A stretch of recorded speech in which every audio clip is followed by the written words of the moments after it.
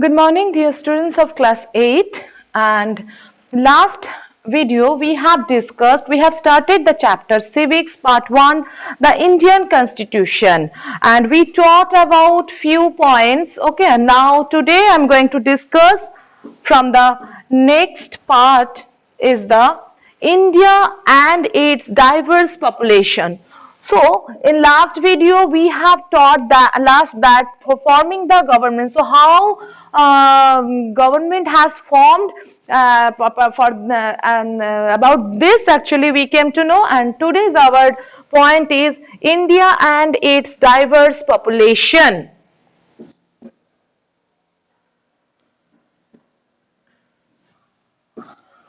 So, see here one picture is given. Okay, there is showing that diverse means different. Okay, so so different types of population, different types of mankind's pictures showing here.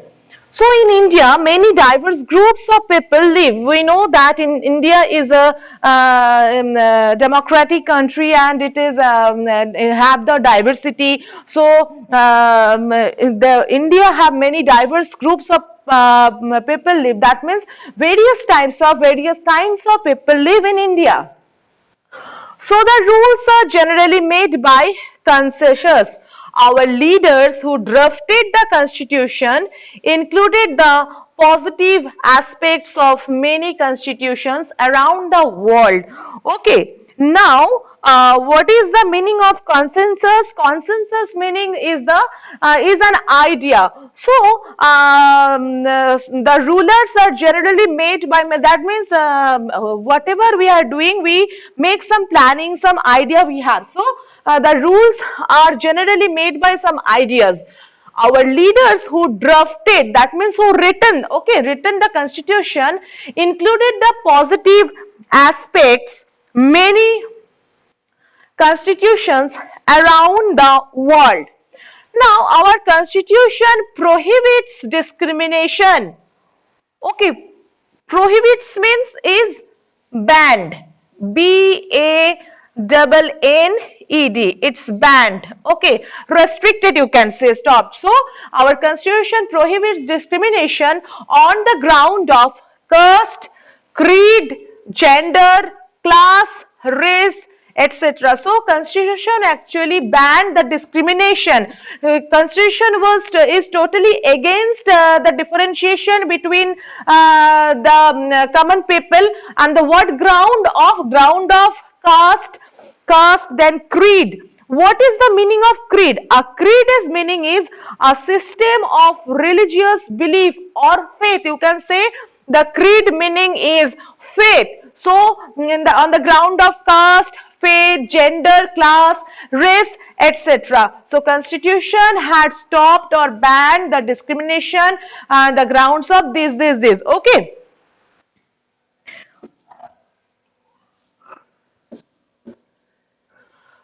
Now our next point is, how do we define a constitution? That means how do we tell about the constitution? That constitution, what is constitution? So in which way we can say this? A constitution is a rule book. First day I have told that it is a written document. So that is, so same here, the constitution is a rule book. That means full of rules, regulations, laws, everything written in this book. Okay. It contains guidelines for reference in times of need. This is very important word, that is the guidelines. So constitution actually try to make the guidelines, and we have to follow that guidelines. We can't violate that guidelines.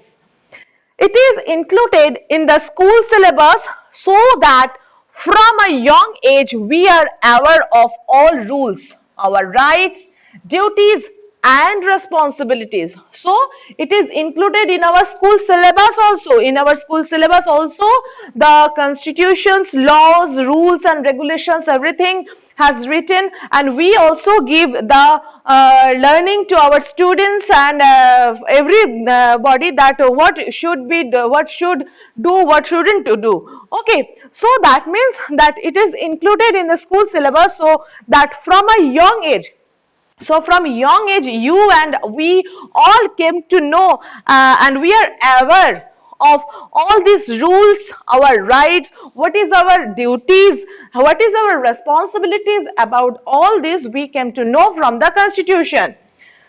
Thus, we can say that a written document that contains the rules and regulations by which a country is governed is called constitution. So here is written that is the we can say that a written document. The first day I have told that constitution is a written document. So it is a written document that contains, that means inside the constitution, this book, what have written the rules and the regulations by which a country is governed. That means in which way, in which rules have followed the rulers who ruled our country.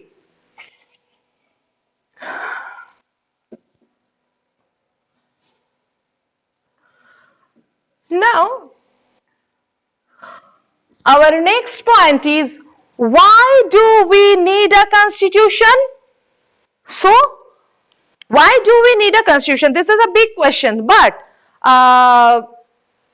we know that for whatever, if we going to school, if we try to maintain our families, so we have some duties, we have some responsibilities, and particularly we have to maintain some things which is good for our family, our future, so that the way we are moved towards. Okay, so that means this is the permanent thing which we should follow. And for constitution also, constitution, whatever the rules and if there is no rules and regulations written in the constitution, then anybody can violate the rules, anybody can do whatever they want. That means maybe the any not good works, maybe any bad works, he or she must be included with any other bad gang, and if not they got the punishment, then their works is increase in this type of works may be harmful for our society. So that is why we need the constitution. Here is also written, Constitution of India lays down the basic structure of the government. So the basic structure whatever have given written in the constitution should be followed by the government, and it establishes the main organs of the government. So we know that there are three organs. Okay, one is legislature, number two is executive, and number three is judiciary. Okay, so there are three organs, and these three organs have their different types of works.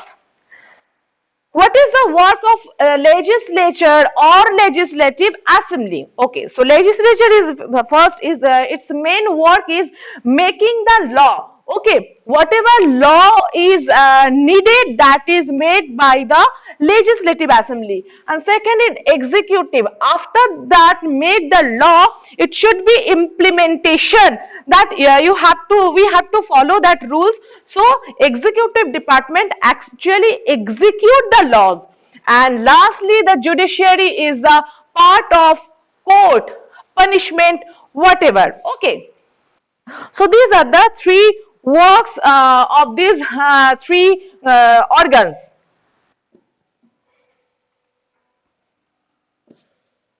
The constitution defines the powers of these organs. So that means constitution given the powers of this particular three organs. It also spells out the responsibilities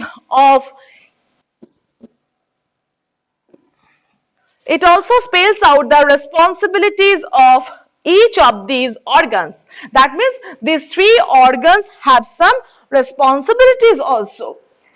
It regulates the relationship between these organs. The constitution is superior to the laws of the country. So that means constitution is the superior. That means it is the head of the laws of the country.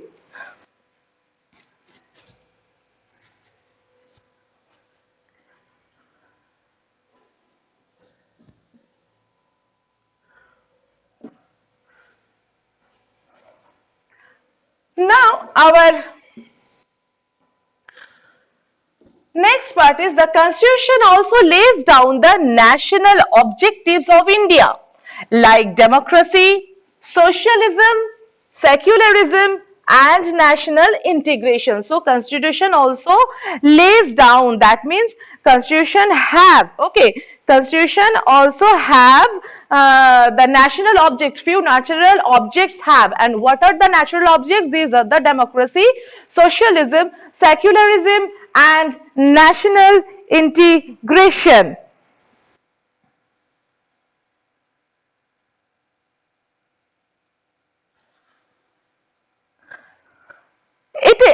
It protects individual freedom. So it protects our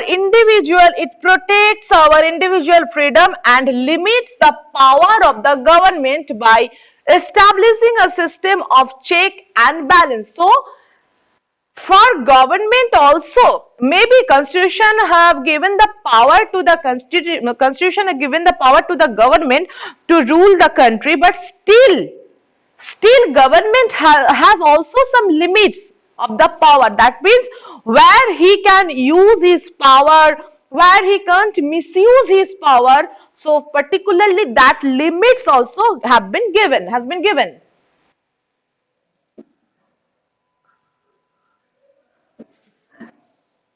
Now we came to know about some things of Nepal. So this is the case study. So now we came to know about the Nepal. In contrast to our system, let's understand what happened in Nepal where monarchy prevailed as a form of government. Okay, so our government have some government also divided in some way, that is the democratic government, that is the monarchical government and dictatorship government. So these are the types of the governments, and the Nepal actually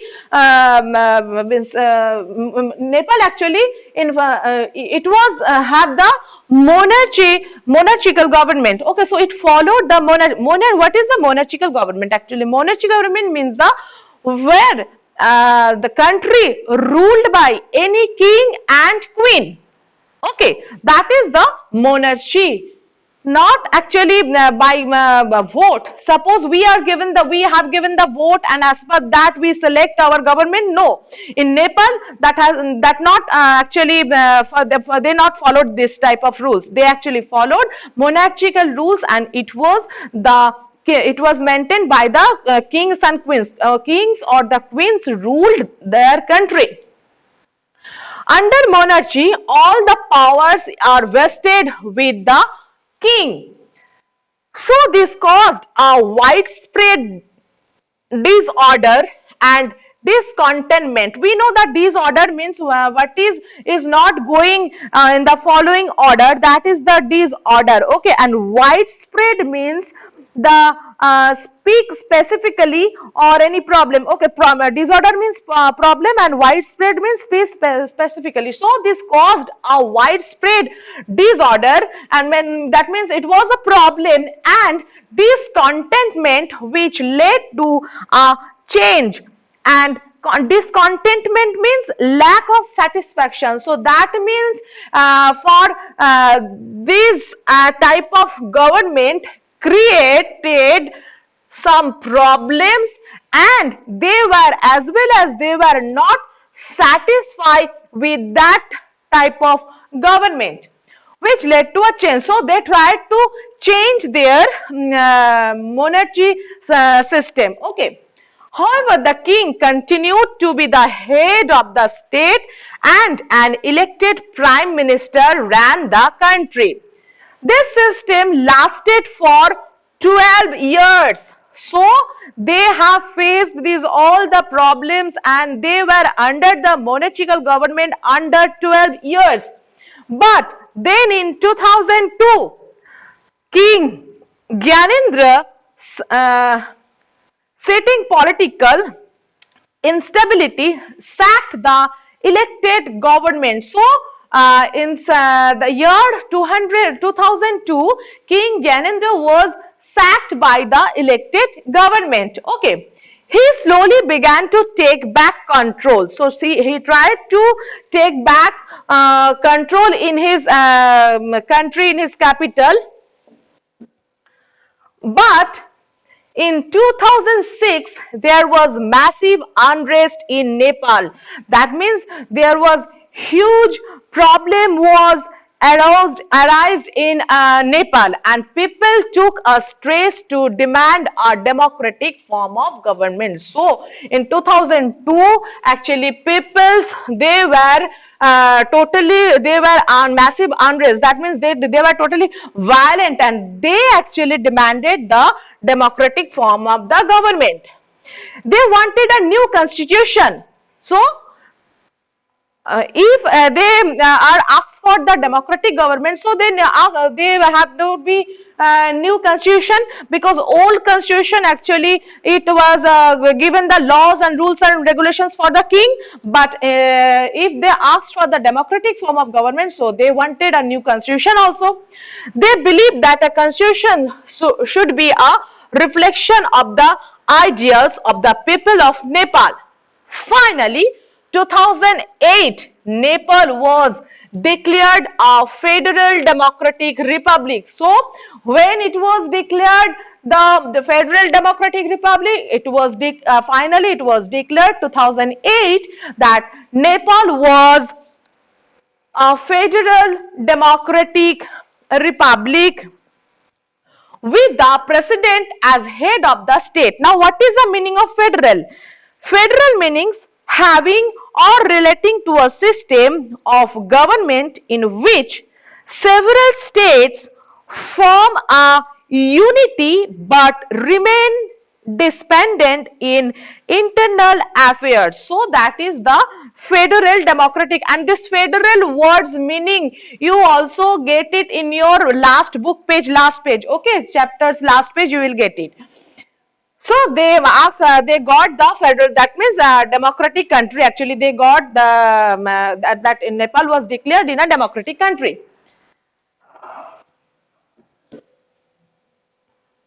So it is the case study of the Nepal. So about Nepal, we came to know few things. Now the next.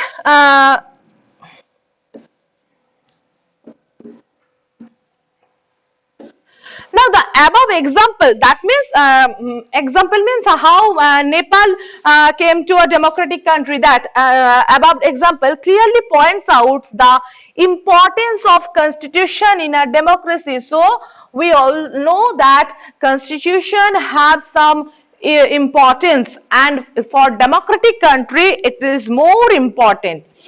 Constitution also ensures that nobody misuse power and authority. Yes, this is very much important, that maybe he or she is the leader, she is the government, whoever the person, they can't be misuse their power and authority. The concept of unlimited authority can be dangerous if constitution given anybody that unlimited authority, unlimited power, so anyone can misuse that power. Indian constitution guarantees its people certain fundamental rights. So, constitution has some fundamental rights, and these fundamental rights we have to enjoy. That means those who are people in our country all can be able to enjoy that fundamental rights. If we not be able to fundamental rights, then we can complain to the court. Okay, and court can take the action against that particular person who not gives us to enjoy that fundamental rights, who give the restriction. Okay, so the executive of the legislature cannot take them away from the individuals. India is known for its diversity. We have a few sections in society who have minority status. An important function of the constitution is to protect the interest of the minority or the poor from the dominant or the influential section of the society. Okay, so what is it? That India, we know that India is a diversity country. India is a democratic country and it has the diversity. So we have a few sections in society who have minority status. That means majority is that means minority status means who are belong from very lower section. Okay, and their population is not very huge, so they are the minority status. An important function of the constitution is to protect the interest of the minority or the poor. So those who are the poor and those who are belong from the minority status, government has to be ensured to the constitution that they can protect the minority status people or the poor people and the dominant, those who are the dominant people also. Okay, so the or the influential section of the society.